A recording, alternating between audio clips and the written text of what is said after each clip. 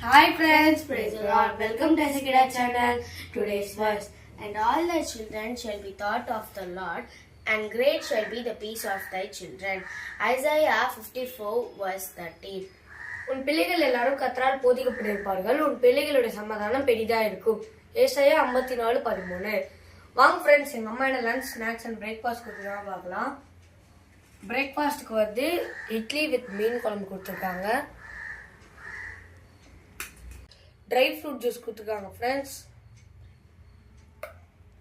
Friends and snacks பார்த்தீங்க அப்படின்னா இந்த பனானா சிப்ஸ் கொடுத்துருக்காங்க.